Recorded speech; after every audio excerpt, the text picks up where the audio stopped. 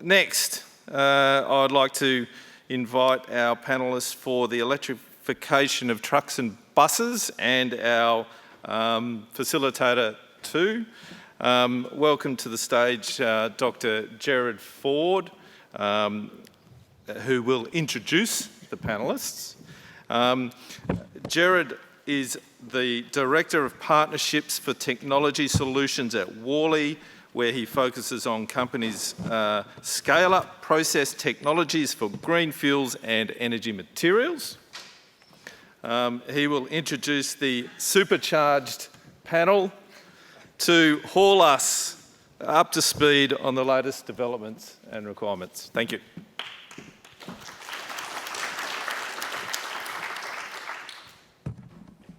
Thank you. It's really great to be here. Thanks, Lynette, for the invitation. I think 3 years ago, the first battery day was 8 of us sitting around a table, video conferencing some people. So we've really uplifted the game here. This is great. Great discussions today. Great to be a part of it.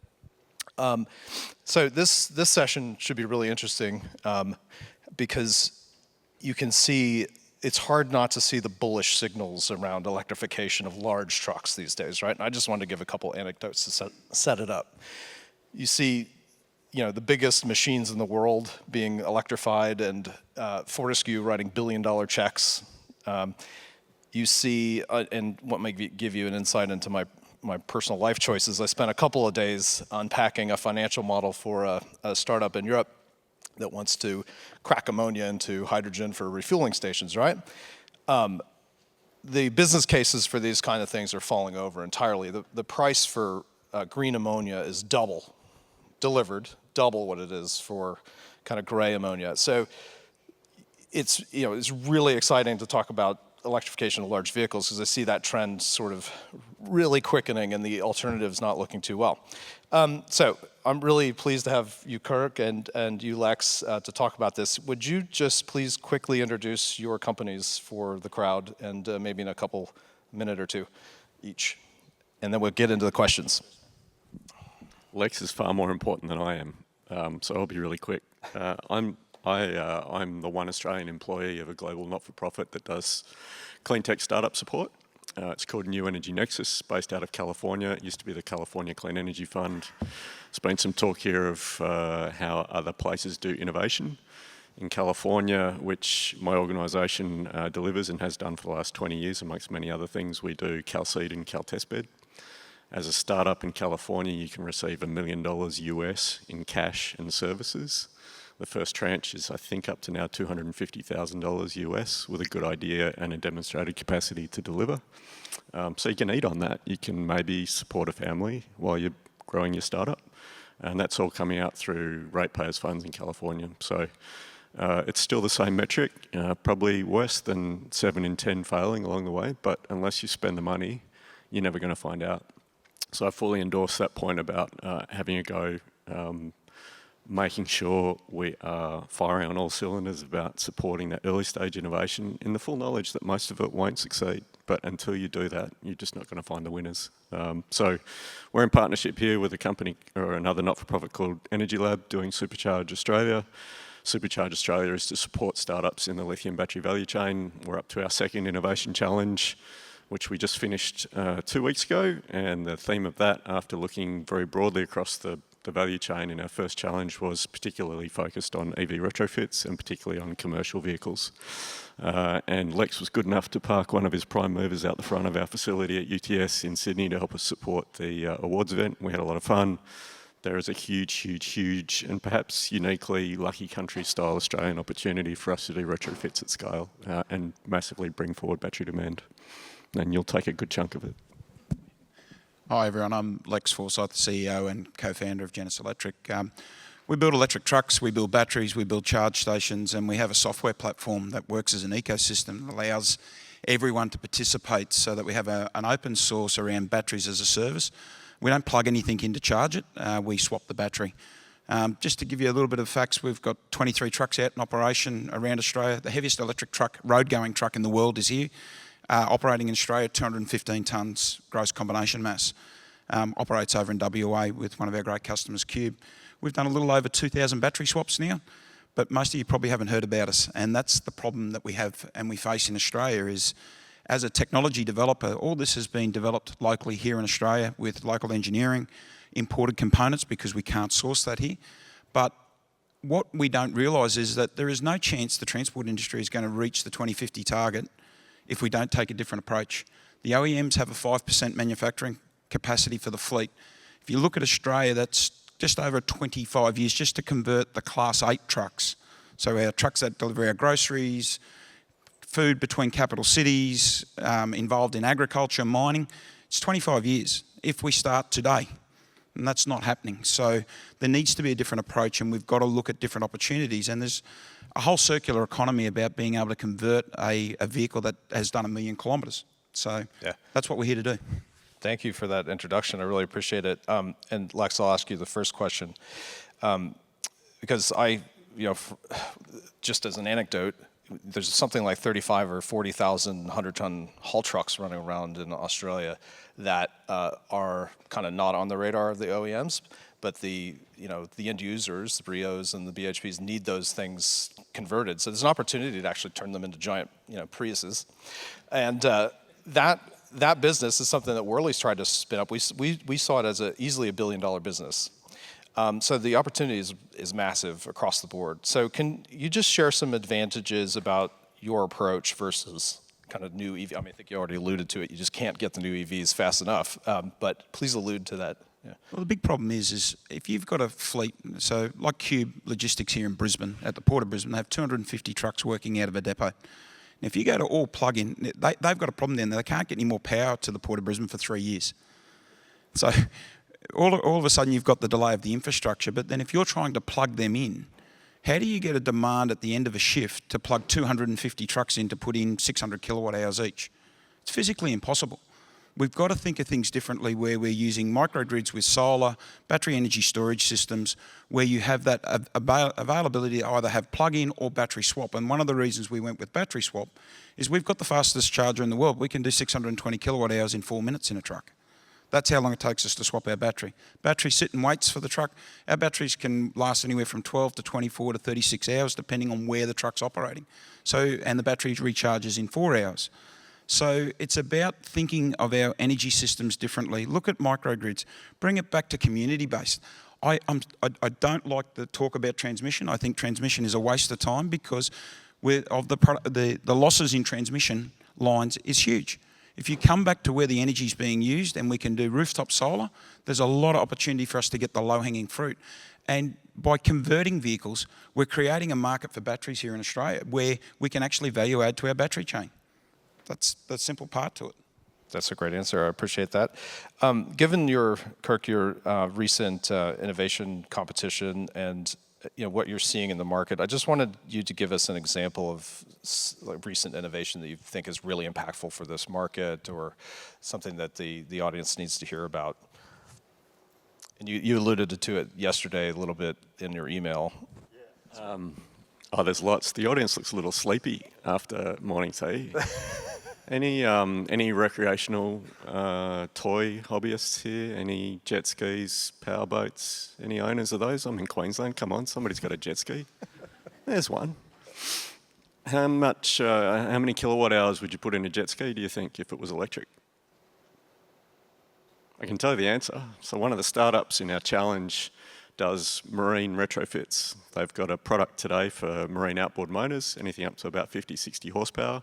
They just demonstrated to Surf Life Saving Australia, who've carved out this ridiculous exception where they're allowed to keep running two-stroke outboards so that we can have lifeguard races out on the water. Wonderful. But let's do things a bit more cleverly than having fossil fuel-powered sponsors on our nippers uniforms. Let's have electric boats out there. Let's do retrofits on them. And then when it comes to jet skis, which is their next project, any Kawasaki jet ski over the last 20 years can be retrofitted. It's 20 kilowatt hours you'd put in it, and that'd give you about an hour and a bit of runtime at full speed, which if you've ever been on a jet ski is more than enough. So that's a bit more than a Powerwall, right? How long does a jet ski spend in your garage? There's a jet ski owner, quite a lot. Maybe as much time as a Powerwall does. Why would you buy a Powerwall? Why wouldn't you put a jet ski in your garage and do vehicle to home on it? And then once or twice a year, you take it out and have a bit of fun with it. We're not thinking about these different ways of running an energy system properly. There are so many contingent benefits on doing this differently and doing it really well. And a lot of the problem here is the hearts and minds solution in Australia. We're very, very cautious about the change. We had all of that, to be honest, bullshit, I'm sorry, spun at us several election cycles ago about ruining the weekend. My God, this saves the weekend. You can run your campsite off your ute. You can run your electric jet ski as your power backup for your house. There's a lot of fun we can have with this in Australia. And that just then spins all the way back up to this wider retrofit opportunity and getting Australians to think differently about the fact that we can do this, we can do it ourselves, we can be first in the world about it and win at it. So to both of you then, I think you're sort of hinting around the edges here. What specific policy or industry changes do you want to see to accelerate this transition? I think it's pretty simple. Tax what you don't want and fund what you do want. I think, the NRF is a challenging beast to try and be in with funding. And if we actually want to see innovation stay here in Australia, we've got to invest in it. If we want to see it picked up here in Australia, ARENA hands out wonderful grants, but you've got to look at what is the amount of Australian content that's within that grant, and it needs to become part of that so that we actually start to build an industry here that we can all invest into. That's where I think the policies need to start to change, is around how investments are being handed out, how grant money is being handed out. We've got to have Australian content in our grant funding. Otherwise, we're just building a bigger economy overseas. Yeah, it's really important. We're just a little quiet and slow about things. There used to be a thing called the World Trade Organization that people listen to, but we've spoken about the Inflation Reduction Act. We've got similar policies in Canada. We've got similar policies in Japan. China's a mission-driven economy. They just put a 5-year plan out. They do 5-year plans for goes in advance, and then they go and do it. And we've all seen the footage, or some of us have been lucky enough to see how they run their industrial development in person. I think you have. Local content provision was something that we shied away from. Minister Ayres is now looking at that very deeply. I think he's going to be the minister in charge of delivering Future Mode in Australia once that gets through Parliament properly. And local content, pleasingly, will finally be a big part of that at federal level, because it's really important. But I think otherwise, somebody else said it earlier, go faster, support local manufacturer, support, don't support the old things. We've got an ICE industry that's in collapse at the moment. There's 40,000 mechanics short for the ICE vehicle industry in Australia. Are we going to fill that? Really? Who's going to train up 40,000 kids to service ICE vehicles? Why would you do that? Why not train them to do electric vehicles and make the electric vehicle transition happen faster? And you could do that with retrofits. We called in this challenge for retrofitting half the Australian vehicle fleet. That's 10 million vehicles. At the moment, our ambition is 65 gigawatt hours of storage for ESS by 2030, give or take. Rod, over there. Thank you for nodding. If you did half the Australian vehicle fleet, that's 1.3 terawatt hours of storage. Now, we're going to buy those batteries. At the moment, our choice appears to be to buy them in vehicles that we import. Why not put them in vehicles that we retrofit here? And then, I hear a lot of people say we'll never get to cell production in Australia. I don't agree with that, but I'm not the person that's going to put down the $8 billion for the first cell factory. What I can do as a startup support organisation is throw a lot of innovation out there of people who could consume that production, that offtake. So we can create the opportunity. Big capital's got to come in and take advantage of it. But let's not forget, we're not helpless. There's $4 trillion of superannuation funds sloshing around in the Australian economy. Mostly not actually in the Australian economy. Our stock market's not big enough for it. It's mostly overseas in property developments. Terrible investment, if you ask me. Bring it back. Give us reason to bring it back. So to both of you, just last question. I study innovation. I did my PhD here at UQ, actually, studying innovation. And I know pretty clearly the best technologies do not always win. Also, I'm not hearing huge innovation problems from either one of you in terms of like core battery chemistry. Like, is there anything standing in the way, or are we optimized enough at some, to be able to give customers what they want by swapping over their ICE and giving them a battery electric vehicle, are they going to be happy with the performance of that at this point? Do we need to do a lot more to fix that? Look, we've got happy customers, so but I think the big thing about it is battery chemistry is changing so quickly. One of the things our fleets love about our solution is that it's a battery swap. So as new chemistries come available, they're not wedded to that chemistry that's fixed to the side of the truck. They get the latest technology as it comes available, as we release new packs. So they see it as a great way. And I think, there's a lot of advancements coming, and I applaud the battery industry here. Look at the next technology. Please don't replicate LFP here. That's already been done really well somewhere else in the world. Let's look to look to the next generation. That's where we've got to go. So the company that won the Innovation Challenge was a software company, actually. So it's a company called Kudo. The principal of that company has been writing control system software for vehicles for about 10 years through Bosch, through C Electric, and now in his own business he's got a team of about 8 people doing that.